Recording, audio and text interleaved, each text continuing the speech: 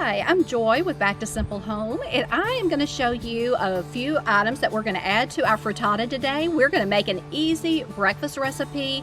I'm at Ashley's garden, and she did tell me it is the very end of the growing season.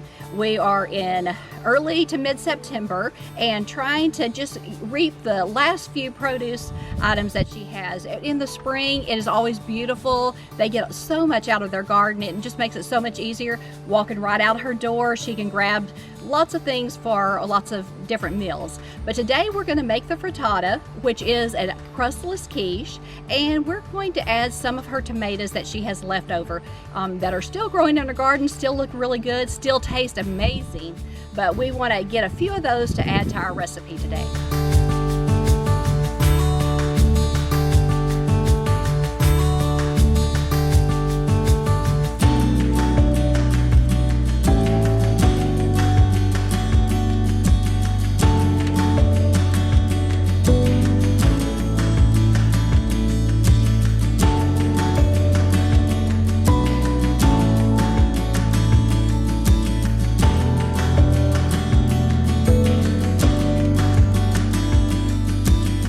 First, we always cook it in a cast iron skillet. That is my go-to item in my kitchen. We're actually in Ashley's kitchen today, but she has a very nice cast iron skillet. So what I did was I got some coconut oil and I oiled down her cast iron skillet. They haven't used theirs as much as I've used mine, so it hasn't really built up the coating, any kind of oil coating, which you want to do for your cast iron skillet. So I oiled it down with some coconut oil and gonna get it ready to go because that's what I'm gonna actually cook the frittata in.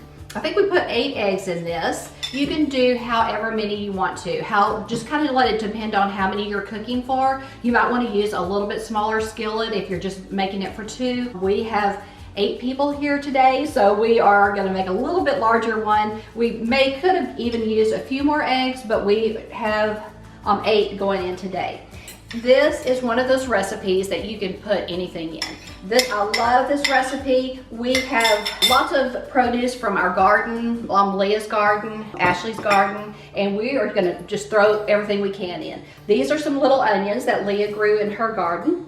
We're gonna put just a little bit of onion. Some of the kids don't like as much onion as like the adults do, but we are gonna add that in there. The tomatoes came from Ashley's garden, so we are real excited about that. We love homegrown tomatoes. They taste totally, totally different than anything you can buy in the grocery store, let me tell you. I'm putting about a cup of cheese in. This is just a mixture of different kinds of cheeses. You can put whatever you like, mild cheddar cheese, just anything that you really feel like your family would enjoy. We're gonna save the avocado for last. I'm not gonna cook that in there, of course. We're gonna put that just on the top, make a little bit of a extra little special thing on the top of the frittata. We're gonna put as much of this as we can possibly get in here. This is spinach, kale, a mixture of just a lot of power greens that we feel like are important for your family to have. This is just a little pinch of salt. And I will say, I have a tendency to undersalt things, but you can always add a little bit more later, and then a little pinch of pepper. Today, that's all the seasoning I'm gonna put in because like I said, we have some of the younger kids eating this and we don't wanna make it too spicy for them. So just mix all of that around. The greens actually kind of shrink up, so we want to make sure we put plenty in there, but we don't want to overwhelm the eggs. We probably could have done a couple more eggs in here, but we're going to see what it looks like. Okay, like I said, we've already seasoned the cast iron skillet. We're just going to pour this in here.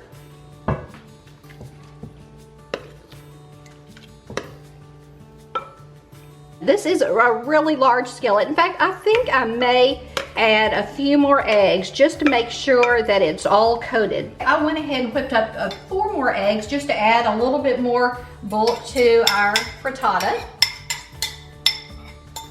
Okay, I'm just gonna mix this kind of around in here, make sure the vegetables kind of are all covered up, and might add a little bit more salt just to make sure it is good and seasoned, and a little hair of pepper just to make sure. Okay, that's what it looks like before it goes into the oven. We're gonna put it in the oven for 350 degrees. We're gonna just kind of check it 20 minutes, 15 to 20 minutes, kind of depending on how large your cast iron skillet is.